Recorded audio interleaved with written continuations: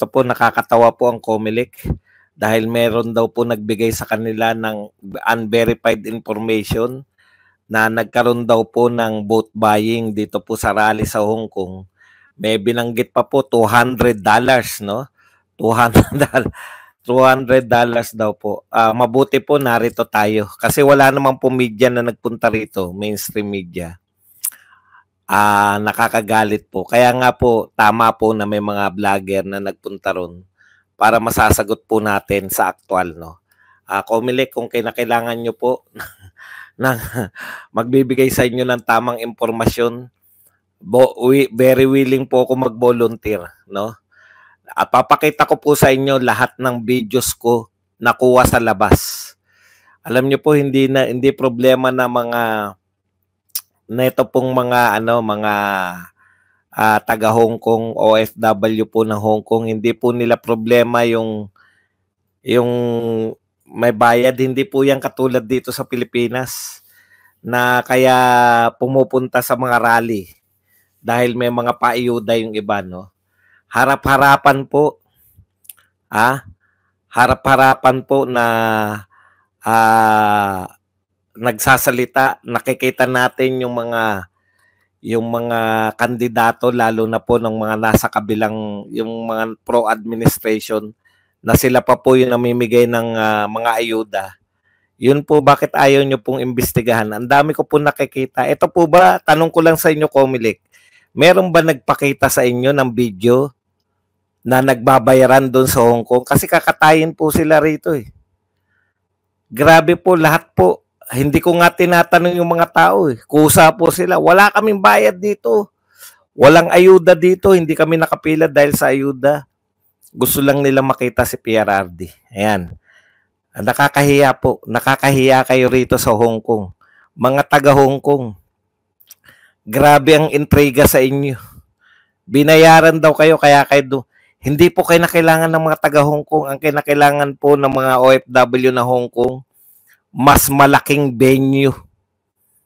Alam niyo po kaya binabayaran para may umatin sa rally. Dito po baliktad. Bumubuhos yung tao, nasa labas lang sila, binubugaw na po sila. Dahil siyempre sobrang dami po. Hindi po problema dito kung bayaran po. Hindi po yan katulad ng mga rally sa atin na abot-abutan. Isang video lang po nagpapakita rito sa Hong Kong. At ipapakita po nila na hindi totoo yung video niyan. Grabe kayo. Kami nga, narito na ako eh. Alam niyo po, naroon po ako. Umaga pa lang po.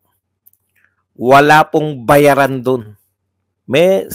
Comelec, saan nyo nakuha yung 200,000? Chismis? Dati meron pang tanim video eh. Dapat man lang pinadala nyo rin sa ninyo para nagbayad ng mga OFW.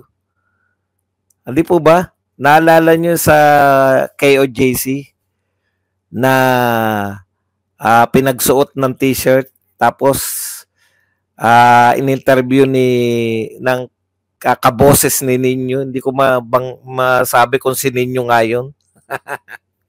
Kunwari. Kaboses lang. Okay. Tapos na sinabi na binayaran sila. Asan po yung video, Comelec? Comelec, asan yung video na nagsasabi? Kung yung may video nga na nagkabayaran, napatunayan pa rin ng KOJC. Ang ginawa ng KOJC, kasi tambay lang dun eh. Hindi na naghanap ng mga bayarang malayong tambay. Mga tambay lang din dun. 1 linggo yata yung KOJC no, naalala nyo? Isang linggo yata yung KOJC na nagrally dun sa Liwasang Bonifacio. Tambay lang sa Liwasang Bonifacio yun. Kaya na-interview ng KOJC, SMNI. Yun po, may video yun na Comelec Comelec, Garcia. May video yun na nagsasabi yung mga tao na binayaran sila para umatin na rally. Eto Comelec, may video ba kayong pinapakita dito sa Hong Kong? May pinakita bang video sa inyo para isiwalat ninyo sa media na iimbestigahan ninyo yung di umano'y bayaran ng vote buying? Antindi nyo, Comelec, saan parte? Naikot ko eh. Ang katotohanan po, umaga, yung pasukan, nakapasok na po ako sa loob. Wala pong signal. Wala pong SMNA lang po yung may naka-live sa loob eh. Yung ibang vlogger, hindi po talaga. Loading po talaga. May mga vlogger po nakapasok, hindi rin po sila nakapag-live sa loob. Ako, wais ako eh. Gusto kong maghanap buhay. Lumabas ako kasi sa labas may signal. Kaya naiikot ko po lahat ng tao ron. Comelec, magpakita kayo ng video na merong bayaran na naganap. Kung yung may video na napatunayan pang mali yung video eh. Kayo pang walang video. Nasasabihin ninyo na iimbestigahan. Okay, basahin natin yung sinabi ng Comelec. Ito po yung pamagat ng, siyempre, Inquirer.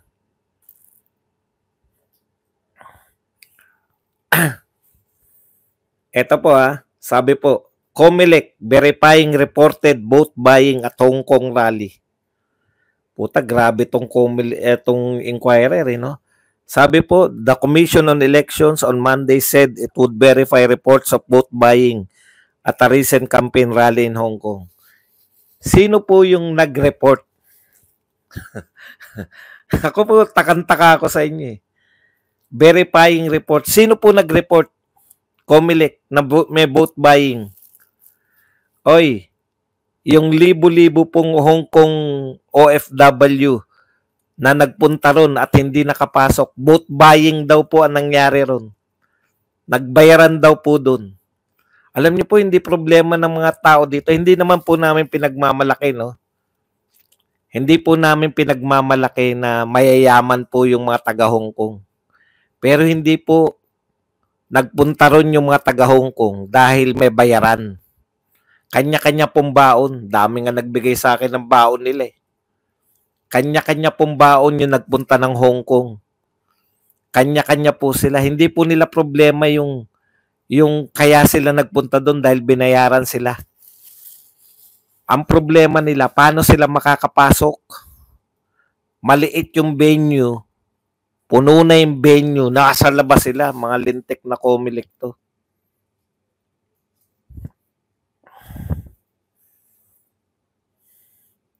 Sino nag-report sa inyo na may bayaran?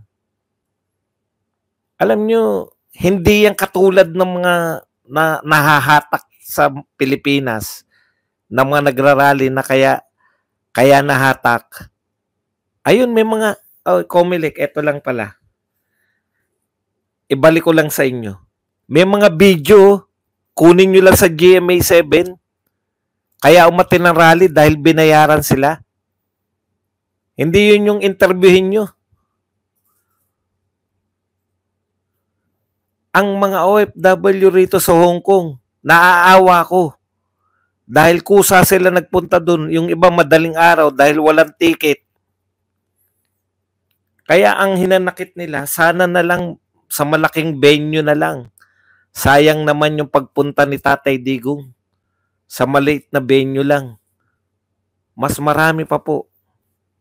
Promise. Hindi, literal. Mas marami pa po yung nasa labas ng venue kaysa nasa loob. Tapos sasabihin nyo, nagkabayaran pa. Hayop na yan. Ngayon lang ako nakakita. Tuloy natin. Comelec Chairman George Erwin Garcia revealed that his office had received reports that attendees of a recent political rally there were offered up to 200 Hong Kong dollars to vote straight for a certain Senate slate. Grabe kayo. Kahit hindi po bayaran yung mga tao ron, iboboto po nila na straight dahil sawang-sawa na sa inyo. Sawan-sawa na sa palakad ng gobyernong ito. No? Hindi po, ulitin ko po, hindi po pinoblema ng mga tao doon kung may bayad sila o wala. Kusa nagpunta ron, hindi nga nakapasok. Sasabihin nyo, vote buying.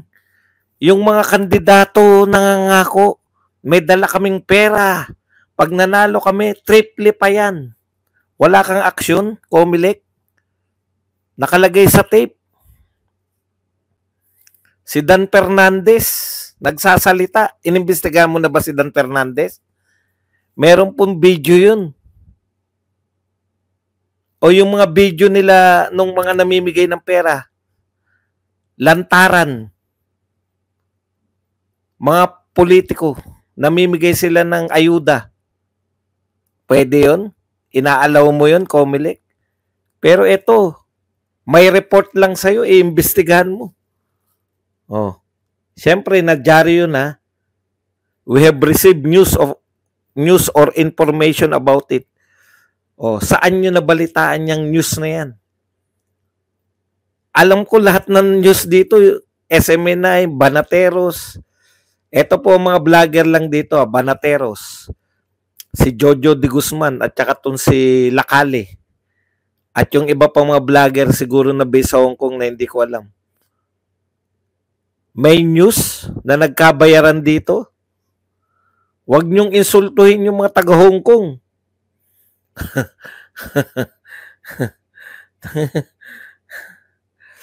We still need to verify that again. But again, at this point, this remains a raw information. Biruin mo yun, raw information. Nagpa-interview ka na. Raw information, binalita nyo na dyan sa Pilipinas.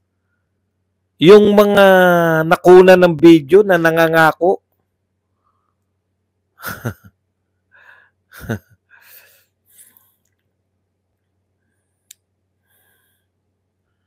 Okay. If anyone wants to expose that they were offered and given money, that's better. Okay, tamo, wala pa pala. Naghahanap daw po, nananawagan po, mga taga Hong Kong, nananawagan po yung Comelec kung sino raw po nagbayad. Kung meron daw pong nagbayad sa inyo para iboto ng straight yung PDP laban, kontakin lang daw po yung Comelec. Wala pa pala kayong patunay na merong lumapit sa inyo na binayaran. Kaya ka nagpa-interview para manawagan ka na kung sino yung nabayaran, pumunta sa'yo. Antindi nyo. Mahiya naman kayo sa mga mga OFW sa Hong Kong. May nag-report daw sa kanila na nagkabayaran di umano. Tapos, kung kayo raw po ay nabayaran, o sige, ako naman nanawagan sa'yo. Para sa'yo, Comelec. Kung sino daw po yung nabayaran sa inyo. At wala po silang testigo. Kawawa naman. Pinapalaganap na iimbestigahan daw yung bayaran. Wala naman testigo. Kayo daw po, kung kayo po ay nabayaran, makipag-ugnayan lang daw sa Comelec. Anak ng pupa, kayo pa yung naggagawa ng $200 lang. Pagbibintangan niyo yung mga OFW.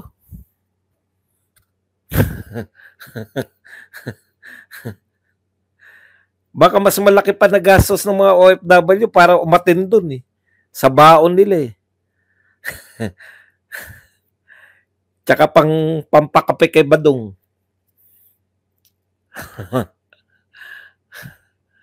Ikaw naman spectacular Narito ka ba sa Hong Kong spectacular? Tanga nito. Huwag niyong babuyin yung mga OFW rito sa Hong Kong. Alangan naman daw ipangalandakan. Alangan naman ipangalandakan yung bayaran. Anong pangangalandakan? Wala pong bayaran na naganap dito. Putang. Kakagalit kayo Ako narito ko. Mula madaling araw, naroon ako sa naghahanda pa lang ang lahat. Madaling araw pa lang, problema na nila yung paano makakapasok dahil limitado. Maganda yung komento ng isang OFW. Ganyan kababatingin nyo, Comelec. Kaya yan, patunayan nyo, isiro nyo rito. Yung mga tauhan ng mga yan. Opo, tama po kayo. Tama to si Vicky Delan. Per strip po ng MTR, panay panay mga Pilipina po ang laman. Mga hinayupak na to.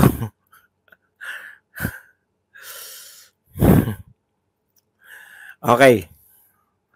Baka ikaw yung tinutukoy ng Comelec kasi binigyan ka ng hopya. Dapat yun. Yung binigay po sa akin ng hopya, pinakain ko. Baka yun yung tinutukoy nyo na bayad, yung pinakain ko. Bigay po sa akin yun. Hindi ko po mauubos. Hindi ko na pwede iuwi sa Pilipinas yun. Sabi ko rin sa mga OFW rin, gusto nyo bang hopya? May nagbigay sa akin. Thank you po sa nagbigay ng hopya. Baka yun yung sinasabi nyo binayaran sila. Hopya lang yun po. Okay, punta na po tayo rito sa iba pang balita. Sinabi po ngayon ng lahat ng ahensya ng pamahalaan na wala silang nakikitang warrant of arrest ng ICC. Pero pa-interview pa rin po ng pa-interview yung mga may kinalaman. Yung konti, nag-iikot-ikot pa raw. Ha? Lalabas raw po na magiging masama raw po ang tingin sa Pilipinas kung ililigtas daw natin si Rodrigo Duterte. Saan mo ililigtas si Rodrigo Duterte? Wala nga warrant of arrest. Ang pinalalaganap po nila ngayon, Interpol ng Interpol. Ito po yan ha. Ulitin ko lang po. Yung Interpol po, police. Diba? Ang trabaho po niyan, kaya po may Interpol, kung ang police, kung ang huhulihin, halimbawa, pugante. Alam niyo pugante, yung tumakas. May warrant of arrest.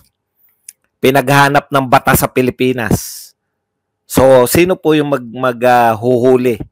Kung ikaw po ay may warrant of arrest sa Pilipinas, ikaw po ay huli ng pulis ng Pilipinas, di po ba? PNP.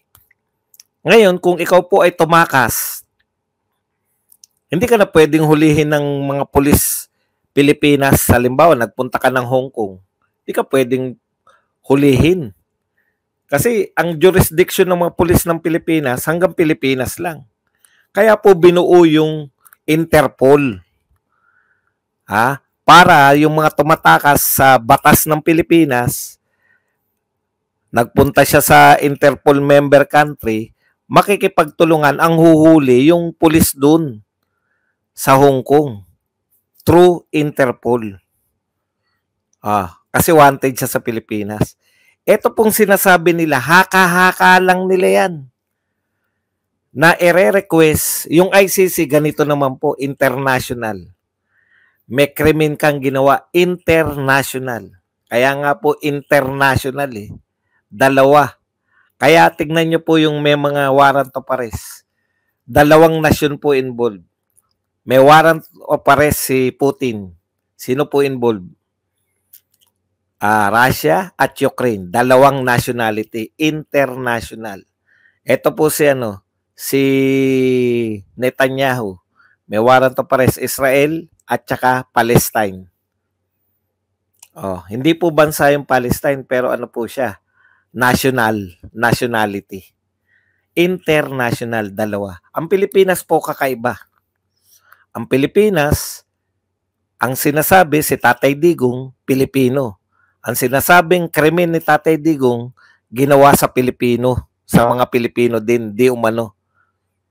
At ito po ay ginawa sa Pilipinas lang. Meron pa po bang ka-international? Mayroon po bang ibang nationality involved? Wala. So ano dapat? Dapat dito sa Pilipinas nililitis.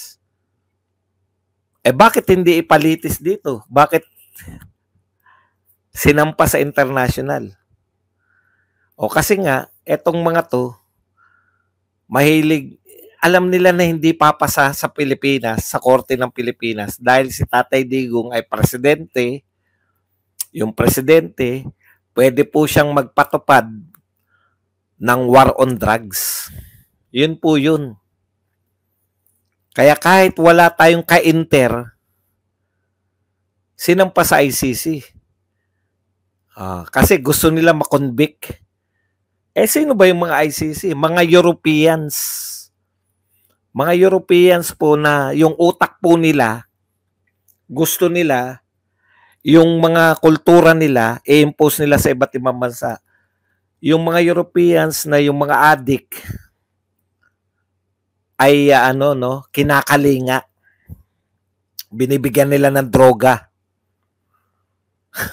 Kaya hindi po nila maunawaan yung war on drugs ni Tatay Digong.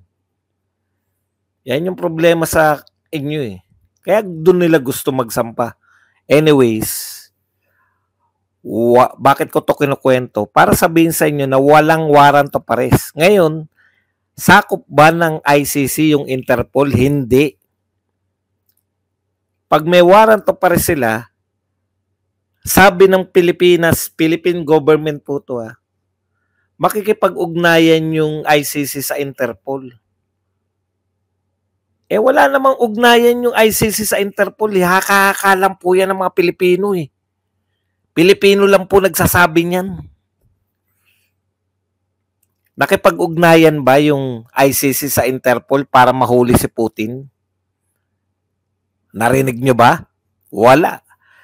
Kasi hindi nga tayo miyembro ng ICC. Gusto nila, pasok pa rin sa banga, kaya Interpol naman.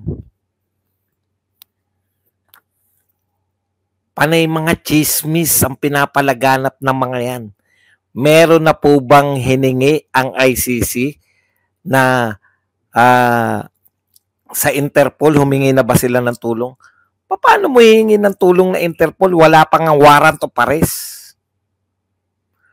So, fake news, papatungan na isa pang fake news, papatungan pa na isang fake news, panay fake news na lahat ng mga news outlet natin.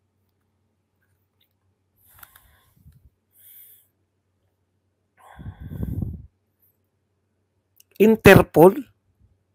Wala pang warrant. May warrant ng ICC sa mga iba.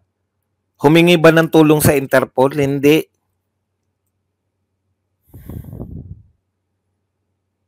Di ba? Lihis na. Correct.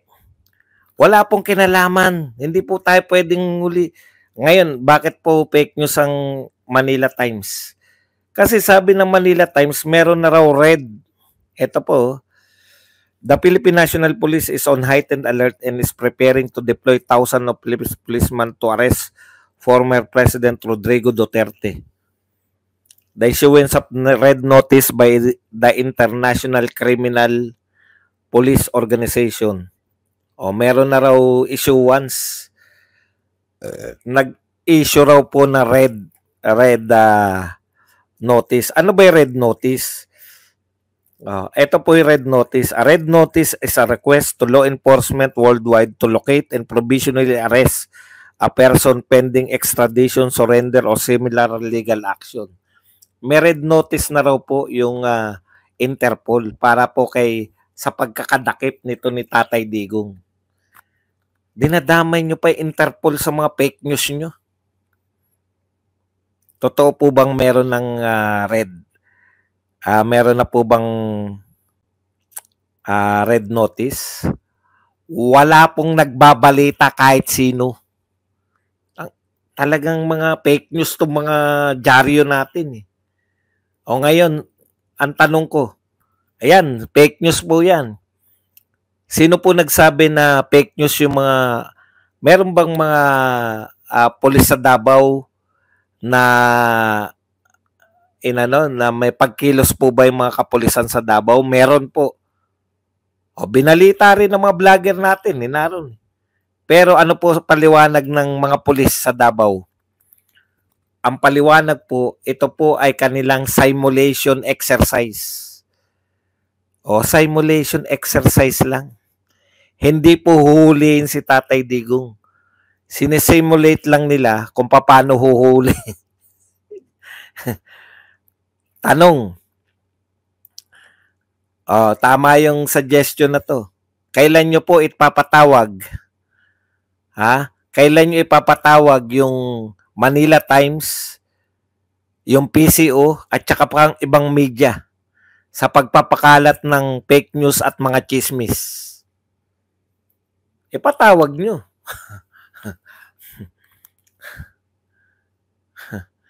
Simulation. O tama po yun, pero hindi po nila pwede kasi sabihin, correct po, tama po. Correct. Pwede po yan ha, ine-exercise nila. Pero hindi rin po nila pwedeng gawin yan kasi kinakailangan nila mag-issue yung ICC. Alam niyo po ba kalagayan ng ICC ngayon? Ang ICC po nagdedelikado sila na baka sila ma-extinct na, extinct. Baka sila magsara na. Kasi yung pondo nila, freeze. Naka-freeze sa US, naka-freeze po sa mga, hindi lang po sa US yan. Ang pag nag-utos po yung US President ng i-freeze yung asset, pati po lahat ng mga bangko na nag-ooperate sa US, susunod. So halos worldwide po yan. Yung freeze ng asset ng mga yan. Battling for survival po yung ICC. Uunahin pa ba si Digong? Mag-isip-isip po kayo. Kung uunahin pa si Tatay Digong na problemahin ng ICC. Oh, anyways, sinagot na rin po ni Tatay Digong yan. At ito po ang hindi nila kayang pantayan kay Tatay Digong. Hindi, okay lang po. Huwag kayong mag-alala. Napagod lang ako kasi pumunta ako sa Buddha. Di ba ang taas nun yung Big Buddha? Tinitigan ko lang. Hindi ako nagtangkang umakyat. Ilang beses ko na namang nakit dun. No? Sabi ko, wag ngayon. Buddha, wag ngayon. Tititigan lang kita dyan sa taas, hindi kita akitin. Ito po ang sinabi ni Tatay Digong. Ang balita ko may warrant daw ako pag-uwi. Totoo yung sa ICC something. Matagal ako nang hinahabol ng mga blank, blank, blank. Ano mang kasalanan ko na ginawa ko man lahat sa panahon ko para may kaunting katahimikan at mapayapa ang buhay ng mga Pilipino. Alam niyo po, tama si Tatay Digong. Ano mang kasalanan niyang ginawa, hindi po para sa kanya yun. Imaginin po ninyo, pag may napapatay po ba na drug lord o drug pusher, may nagbibigay ba ng pera kay Digong? Thank you very much po sa nagpakape na 50 Hong Kong dollars. Teka muna, pasalamatan muna natin. Si Mamala, 51. 50 Hong Kong dollars, pangkape Sir Buds from Manay Bings Vlog. Yan. Thank you very much, Ma'am Mamala, Manay Bings, sa $50 na pangkape. Okay. Dito po natin tatapusin sa sinabi ni Tatay Digong. Kung may kasalanan mga akong ginawa nung panahon ko para may kaunting katahimikan at mapayapa ang buhay ng mga Pilipino. Alam nyo, yung matagal ko nang iniisip, di ba? Maaring pabiruto kay Tatay Digong na pag nakulong siya, mag-ambagan tayo para pagawan siya ng rebulto katabi ni Rizal. Alam niyo, sa totoo lang po, bawal lang po sa ating saligang batas na magpatayo ng bantayog habang buhay pa yung tao. Pero sa totoo lang po, kung meron tao na pwedeng ipagpatayo ng bantayog habang buhay pa, si PRRD yun. Totoo. Pero imbis na magpasalamat tayong mga Pilipino, imbis na pasalamatan natin yung mga nagawa ni Tatay Digong para sa ating bansa, tinutugis natin siya na naniniwala tayo dito sa mga kalaban niya. Mga kapatid, bakit po 6 years si Tatay Digong? Hindi po sila pumapalag. Ano po nagawa sa kanila ni Tatay Digong para magalit ng ganito? Nagtataka kayo, di ba? Yung iba dyan, marami sa mga congressman, kaibigan, kakampi ni Tatay Digong. Bakit galit na galit sila kay Tatay Digong after all these years? Pero tahimik at kakampi ni Tatay Digong nung siya'y namumuno. Hindi sila nakapagnakaw. Ang mga galit lang kay Tatay Digong, sa totoo lang po, mga drogista, mga ang hanap buhay ay droga, mga magnanakaw sa gobyerno at mga kasabwat nila. Kaya po sila galit na galit, hindi po dahil sa sila maibigin sa human rights, no?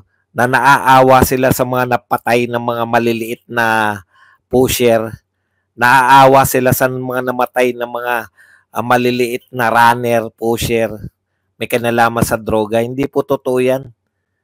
Naawa pala kayo sa maliliit, bakit nagnanakaw kayo? Ang totoo pong dahilan, 6 na taon sila na hindi nakapagnakaw. 6 na taon sila na hindi nakapaghanap buhay ng droga. Kaya ngayon, nakabalik na sila sa old ways, nasarap na mantikaan na naman ang kanilang mga nguso ng mga nakaw. Ayaw na nilang bumalik sa mga Duterte. Ayaw na nilang bumalik sa pamumuno ng Duterte dahil madjejeta na naman sila. Mga punjeta kayo. Mga punjeta kayo. Yun lang po. Wala pong ibang dahilan eh. Kumpara nyo nga, build. Napakaraming nagawa. Tapos hindi kayo galit sa taong walang ginawa. Ito po, gobyerno natin, ano na ba nagawa nito? Puta, isang tulay na natapos, bagsak agad. Tapos sisihin na naman yung presidente na sangkatutak, daan-daan, libo-libo ang tulay na napagawa na walang bumabagsak. Kita nyo? Ilan lang ba natapos ni Marcos? Bumagsak pa. Tapos isisisi nyo sa matinong presidente. Ang dami po nagawa ni Tatay Digong. Pero bakit hindi sila galit sa presidenteng wala nagawa? At yun nga mga kababayan, anong masasabi niyo sa balitang ito? Maaring ihayag ang inyong opinyon at kuro-kuro sa comment section sa ibaba. Huwag din kalimutang mag-like, mag-subscribe at mag-share sa bidyong ito. Maraming salamat sa panonood.